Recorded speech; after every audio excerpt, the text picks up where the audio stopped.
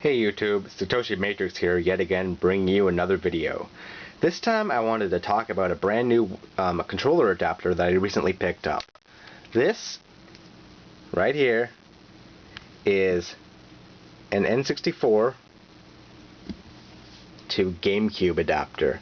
That's right, this little cord will allow you to use a GameCube controller on your original Nintendo 64.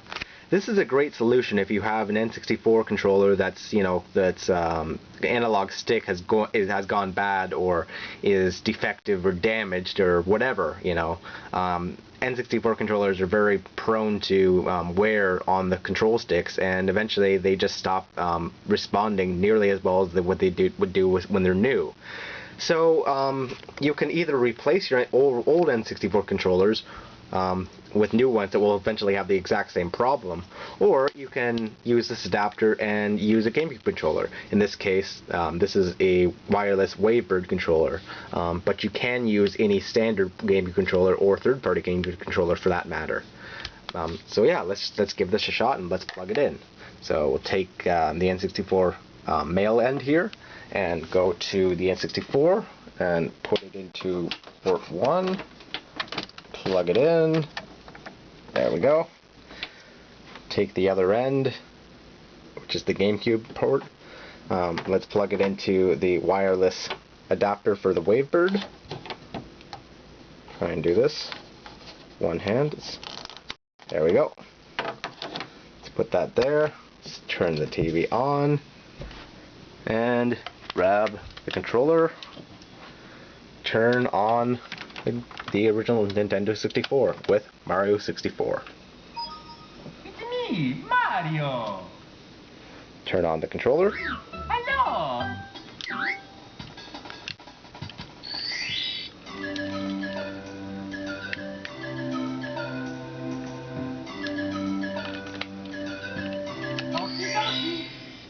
That's right, it's playing off of the GameCube, not the Wii.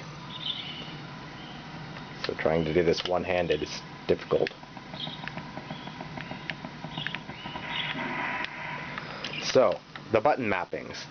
The N64 A button is the GameCube A button. The N64 B is GameCube B. The C buttons are to the C stick.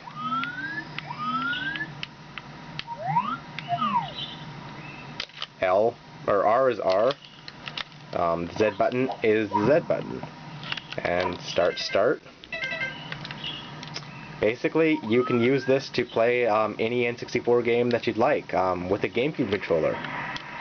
This works particularly well for a number of GameCube games or N64 games that use the analog stick to great extent, such as Super Mario 64, which I'm showing here, Mario Kart 64, both Zeldas, F-Zero X, both Goemon games benefit from the GameCube controller to a great extent. Doom 64 really benefits as well. Both of the Rampage games, World Tour and Universal Tour. Star Fox does to an extent, but one thing that's cool about this controller, or about this little adapter, is that if you don't like the button mapping on it, you can simply press start and hold start down for 8 seconds, and the controller will beep. The adapter will beep right there. Let's wait for it. There it is. And when it beeps, then you can go and put in your own button presses. You can look up on RalphNet's site, which I believe is ralphnet-tech.net. The link will be in the description below. Yeah, which you can go there and go through like this JavaScript thing where you can decide what buttons you want mapped to what, and after you press the start button for 8 seconds there and hear the beeping, you can input a series of button presses, sort of just like the Konami code of yore, and then the thing will beep again to confirm, and you can have your own custom mappings. By default, because the N64 C buttons are mapped to the C stick here, playing Star Fox 64 is not too easy on the controller, but you can do it. And to make matters better, you can actually program your own button presses and have it mapped however you like. The other cool thing about this is it can actually hold up to 4 unique different button presses from the default scheme.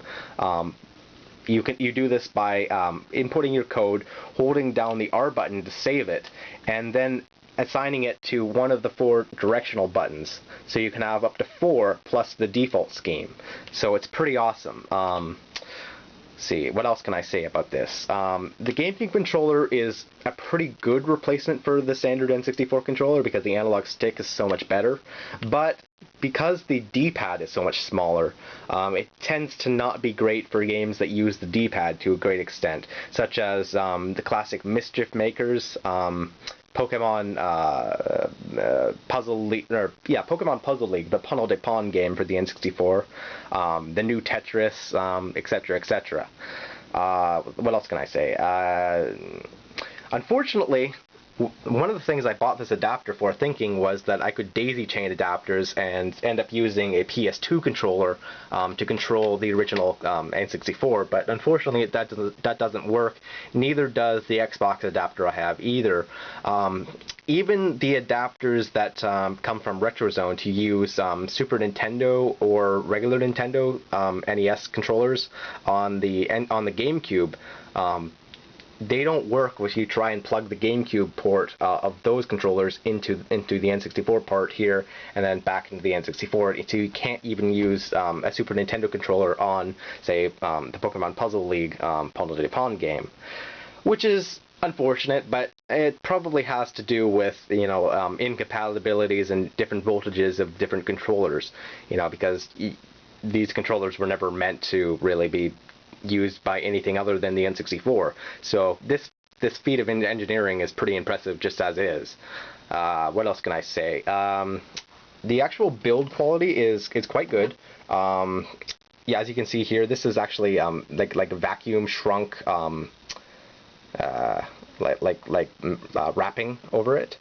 And it doesn't look like it's the most durable thing ever, but you know, it's not super flimsy either. So as long as you take care of it, you know, it'll last. You can buy these exclusively from RAFnet.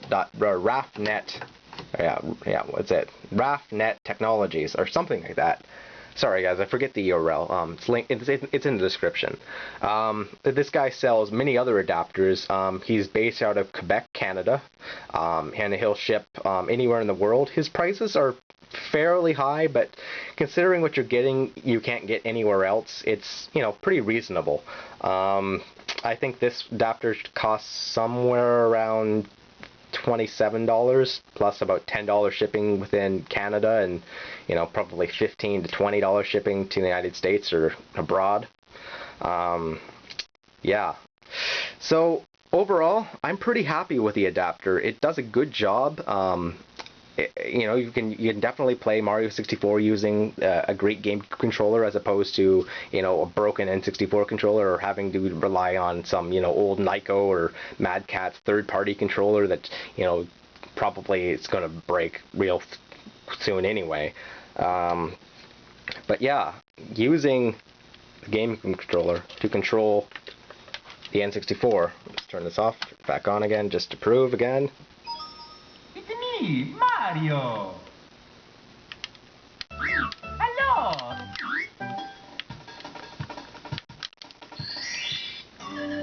Okie dokie. Yeah. Woohoo. Wah. Woohoo. Woo. Woo. Yeah. Woohoo. Yeah. Woohoo. But yeah. Anyway, I just wanted to show off this awesome adapter. If you guys have any questions, just feel free to leave in the comments below, and I'll be happy to answer any of your questions about this adapter. Well, the other thing I can say is that there has, you can see, no controller latency. You press the buttons and it appears within a single frame. So that's pretty impressive, you know, considering that this is, you know, a homemade adapter. You know, not company made by, you know, some company in China or something.